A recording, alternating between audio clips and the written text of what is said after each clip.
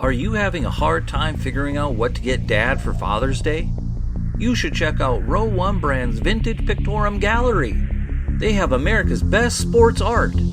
With over 7,200 historic sports prints, you're assured to find something unique for Dad this Father's Day. Instead of a boring old tie, get him a historic baseball photo taken by Henry High Sandom at the historic Polo Grounds Stadium in New York City during the 1894 Temple Cup. Or, if he's an NFL buff, check out the 1963 vintage NFL poster. These are so good looking that you'll be amazed how they turn out. Shop now at sportshistorynetwork.com/row1 and save 15% off your order.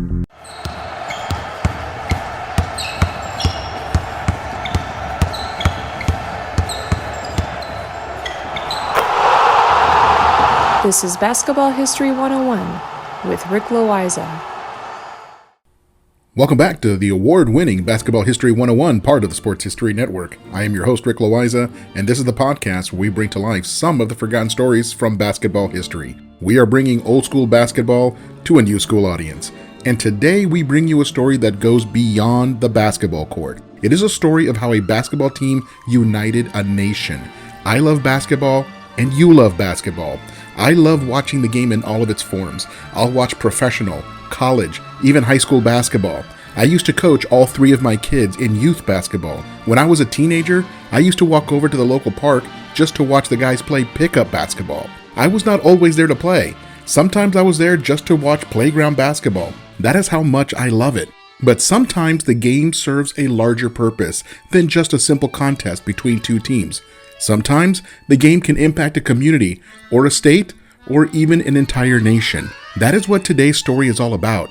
I have done a few stories like this where the impact was much larger than the game. There was episode 68 where I shared the story of an all-black team and an all-white team playing each other illegally in the segregated American South back in the 1940s. Or episode 50 about Maurice Stokes and his friendship with Jack Twyman in the 1960s and the money they raised to help pay for medical bills for basketball players because back then the NBA did not have health insurance. Or episode 47 about the first Olympics that featured basketball as a medal sport.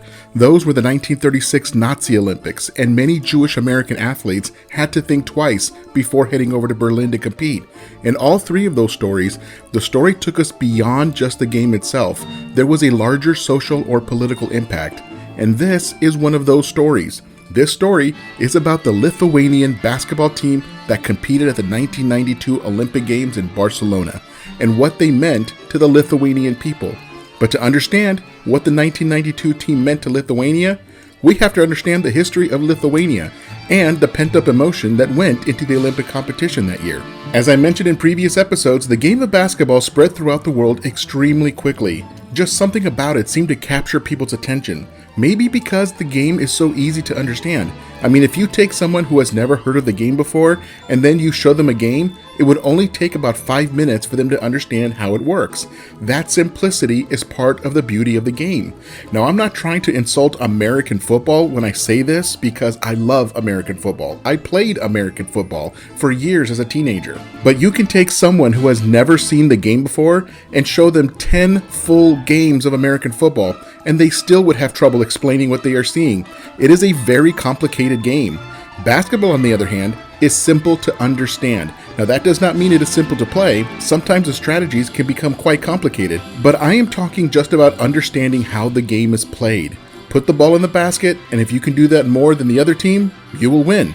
Now, as the game was spreading throughout Europe in the 1930s, most countries started to put together a version of a national team in order to enter continental competitions. The Lithuanian team was just plain awful.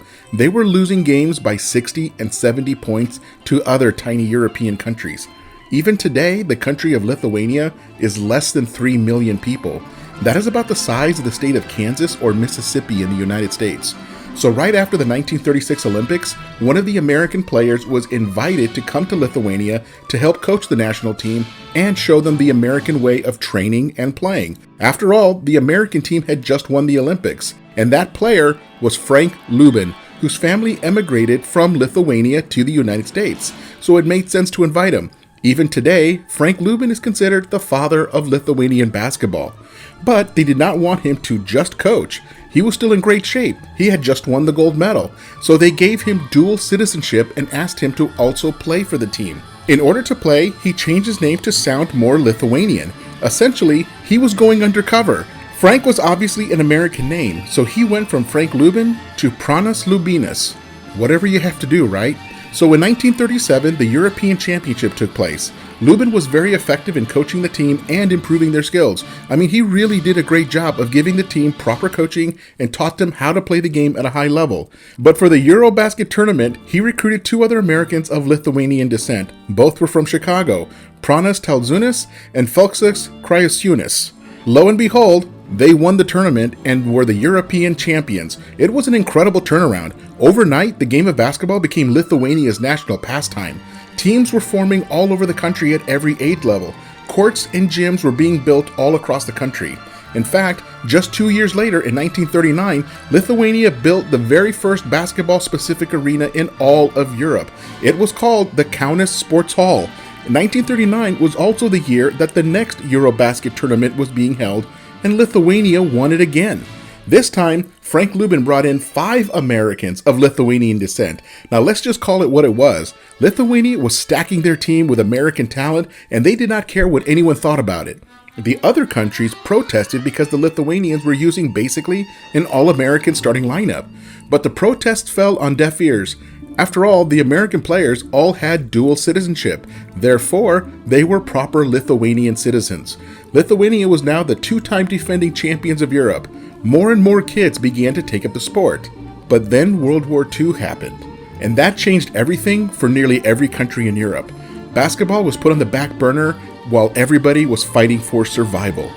After the war ended, there were 4 countries that began dividing up Europe. On one side, there was the United States, the British Empire, and France. On the other side was Russia. Europe was virtually divided in half, with the Western countries becoming allies with the British and the Americans. The Eastern countries ended up in an alliance with Russia, which would soon become the Soviet Union. Lithuania was in the eastern part of Europe and found itself taken over by the Soviets. Lithuanians were now part of the Soviet Union, not by choice, but by force. All of the Lithuanian flags were taken down from all of their buildings, and the Soviet flag took its place. They now had to live by Moscow's rules. That's how things went for most of the next 45 years. The athletes of Lithuania had to play for the Soviet Union, wearing the Soviet uniform under the Soviet flag. It was not a choice. I mean, technically it was a choice, but the choice was to play or go to prison, or worse. So let me fast forward a little bit to the 1988 Olympic Games in Seoul, South Korea. This was going to be the first Olympics in 12 years where the United States and the Soviet Union would both participate in. They had taken turns boycotting the previous 2 Olympics. What nobody knew at the time was that this would be the last Olympics where NBA players were not allowed to play. So the United States sent a team of their best college players, which included players like David Robinson, Mitch Richmond, Dan Marley, Hersey Hawkins, Stacey Augmon, and Danny Manning. The Soviet Union featured a very strong team with 4 Lithuanian players: Vaidemaras Kromisius, Rinas Kurtinaitis, Saronis Marshallonas, and the best of them all, Arvydas Sabonis. The Soviet team was able to defeat the United States in the semifinals and bring home the gold medal for the second time in Soviet history.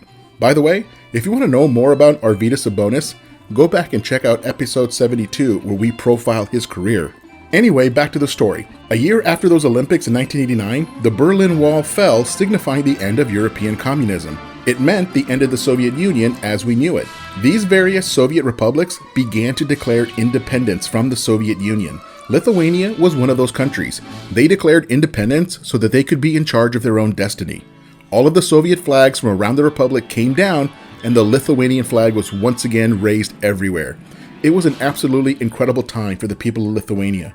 It meant freedom. But as the 1992 Olympics approached, questions began to be asked as to whether or not these former Soviet republics would attempt to send athletes to the Olympics. Most of these former Soviet republics were struggling just to get a stable government in place. Organizing their national sports teams was not exactly high on their priority list. Well, this is a good place to take a quick break, and I'll be right back with how they made it to the Barcelona Games.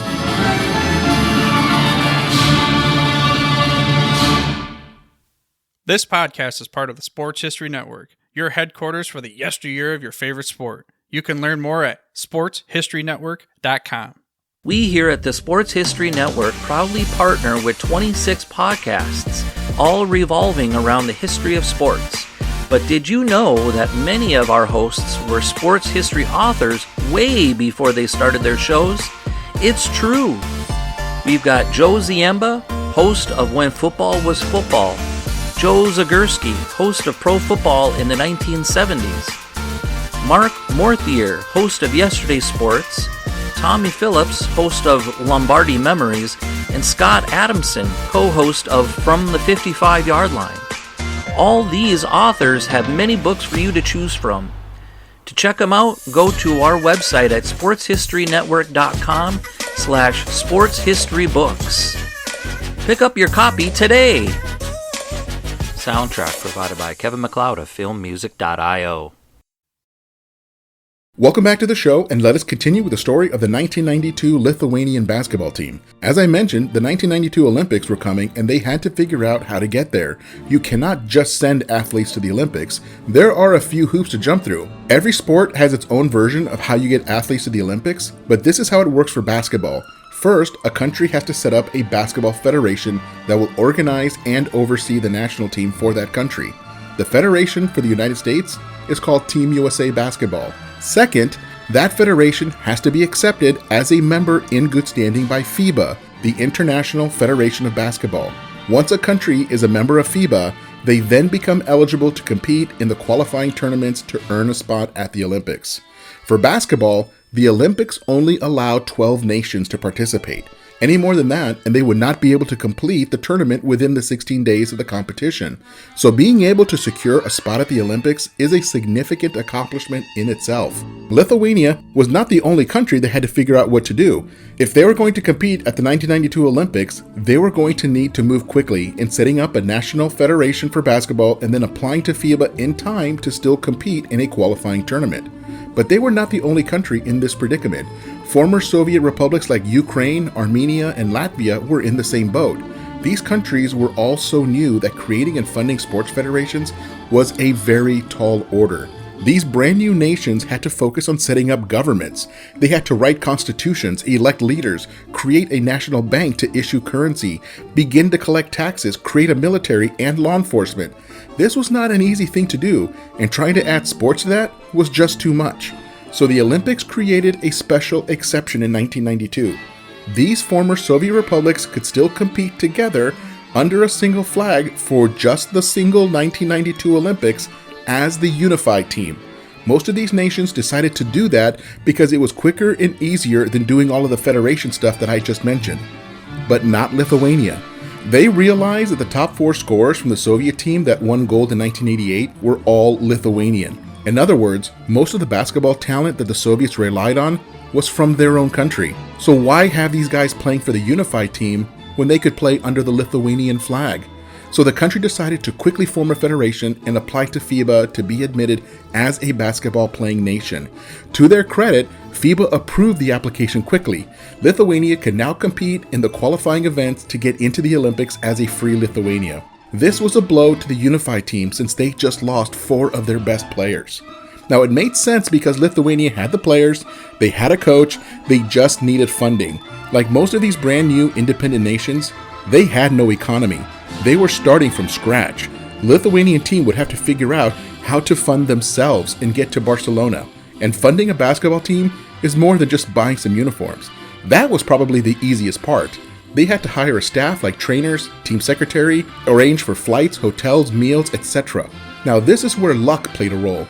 One of the players on Lithuania was Saronis Marshallonas, who was already playing in the NBA for the Golden State Warriors. That was the connection between the Lithuanian team and the San Francisco Bay Area. The Warriors beat writer wrote a column in the San Francisco Chronicle about how the Lithuanian team needed funding desperately in order to make it to Barcelona. The members of the band The Grateful Dead were also from San Francisco, and they got a hold of this column and they decided that they wanted to help. The band immediately donated $5,000 to the effort. They also hired an artist to create merchandise, like tie-dye t-shirts in Lithuanian colors, tie-dye being a staple of Grateful Dead merchandise. They also needed a logo, which turned out to be a skeleton dunking a flaming basketball through a hoop. The name Lithuania was spelled out using the same font that the Grateful Dead used for their own logos. It was a total marriage between the Grateful Dead and basketball. All proceeds from the merchandise sales went directly to funding the team, and the team was asked to wear the merchandise every chance they got to help promote it. Sabonis took one look at the t-shirt and said, quote, "Wow, this really is a free Lithuania," unquote. The Soviets always wore a simple solid color, usually red, and with simple lettering. The team succeeded in the qualifying tournament. After all, they did have a lot of talent. They secured a spot at the 1992 Olympics. Coincidentally, Croatia was in a similar situation. They had declared independence from Yugoslavia and were attempting to compete at the Olympics as a brand new independent nation, and they also made it to the Olympics. Now it was time to head over to Barcelona. Lithuania opened up pool play with a game against China that they handled pretty easily with a 112-75 win. Next, they played Venezuela and defeated them 87-79. The third game was against Puerto Rico, and they won again, 104-91. Going 3-0 is a great way to start the Olympic tournament. They put themselves in a great position to advance to the elimination round with 2 more pool games to go. Their fourth game was against the unified team. They had to play against many of their former Soviet teammates, guys that they played with for years, guys that they grew up with and played with since they were kids on the Soviet junior national team. These were their former brothers in basketball, but the unified team also represented 45 years of occupation of their homeland. If there was one team that they had to beat for national pride, it was the unified team. And they lost, 92-80. It was a bitter pill to swallow, but they were still alive in the tournament. Their final pool game was against Australia, whom they beat 98-87. They finished second in their pool and easily qualified for the elimination round. In the quarterfinals, they defeated Brazil 114-96. It was a solid victory that put them into the semifinals. Now 3 out of the final 4 teams were going to get a medal. They had to make sure that they were one of those countries. For the semifinals, they were matched up with the United States, the Dream Team. If they were going to win a gold medal, they had to defeat Michael Jordan, Magic Johnson, Larry Bird, Patrick Ewing, Charles Barkley, and the rest of Team USA. At that point in the tournament, no team had gotten closer than 40 points of the Americans. This was going to be the upset of all upsets if Lithuania won. Well, the Americans beat them 127-76, a 51-point loss for Lithuania. It is still today the biggest loss in Lithuanian basketball history since they declared independence from the Soviet Union. But that loss put them in the bronze medal game, where they would get a second chance at the unified team. They knew that back home, every television set and radio set would be tuned to this basketball game. This was a second chance at redemption. It was a chance to show the Russians that they could stand on their own, not just as a basketball team, but as a nation. The entire country was counting on their 12 basketball players to come through and stick it to the Russians. I do not know how else to say it. They had to somehow get revenge for 45 years of occupation. They had to get back at them for being forced to serve someone else's government. They were again an independent and free nation. This was more than just basketball. If they could beat the Russians at basketball, then it meant that they could do anything as a nation. It would give the entire country hope that they could stand on their own and chart their own course. They had to win this time. 3 million Lithuanians were counting on it. Only one of these nations was walking away with that bronze medal. The other team would get nothing. The coach played Marshallonas the entire game, and he contributed 29 points. Sabonis added 27 points. They maintained a lead the entire game. It was a small lead, but still, it was a lead. They came through with a 4-point victory at 82-78. Donnie Nelson, the son of Hall of Fame coach Don Nelson, was one of the assistant coaches for Lithuania. He described the locker room as the NBA championship times 5. These guys were laughing and cheering and crying. They did it. They came through and they won an Olympic medal, and they sent the Russians home empty-handed. The new president of Lithuania, Vytautas Landsbergis, went into the locker room and celebrated with the players like he was one of them. They sang an impromptu version of the Lithuanian national anthem. They were like kids. It was pure joy in that locker room. Later, they had to come back out for the medal ceremony. At the top of the podium was Team USA. They were a team made up of 11 Hall of Famers and Christian Laettner. In the second spot were the Croatians, who are going through their own euphoria as a brand new independent nation. And in the third spot were the Lithuanians wearing their Grateful Dead-inspired tie-dyed warm-ups. As the American national anthem played for Team USA, all three flags were raised. On one side of the American flag was the Lithuanian flag. A nation of 3 million people swelled with pride. These players had become national heroes, and they gave their country hope for a positive future.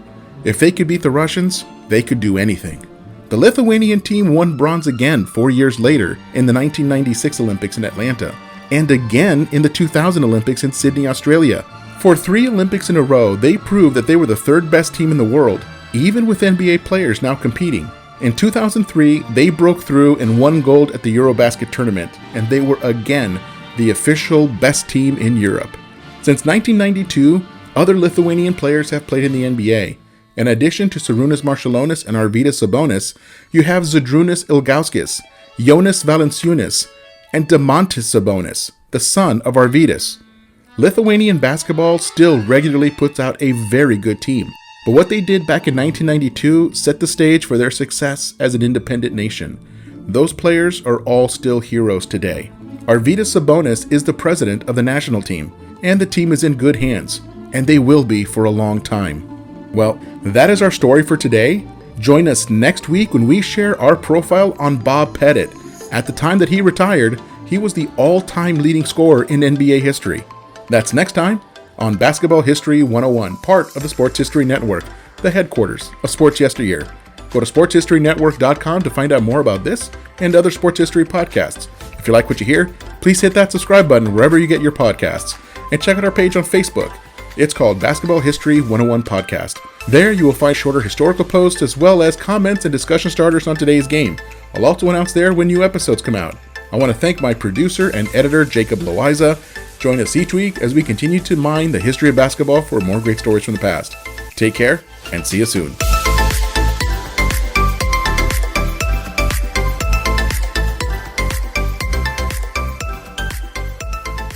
At the Sports History Network, we're all about sports yesteryear, and so we're so pleased to introduce you to Row One, an online memorabilia gallery and shop that brings your sports history to life anywhere. The Row One gallery includes over 5,200 gorgeously reproduced prints of team posters, game program covers, game tickets, advertisements, and more in baseball, pro and college football, pro and college basketball, and more. And any gallery item may be printed in a variety of sizes on wood, metal, canvas, acrylic, or poster paper. And in Row One shop, check out the thousands more of unique items with the retro and historical designs dating back to 1876, including t-shirts, long sleeve shirts, phone cases, mugs, blankets, pillows, towels, and even shower curtains. Go to sportshistorynetwork.com, ROW1, for access to the full Row One catalog and for gallery prints and gift items, plus get a 15% discount off all prints on the Row One Pictorum Gallery with coupon code SHN15. Follow the link on the show notes.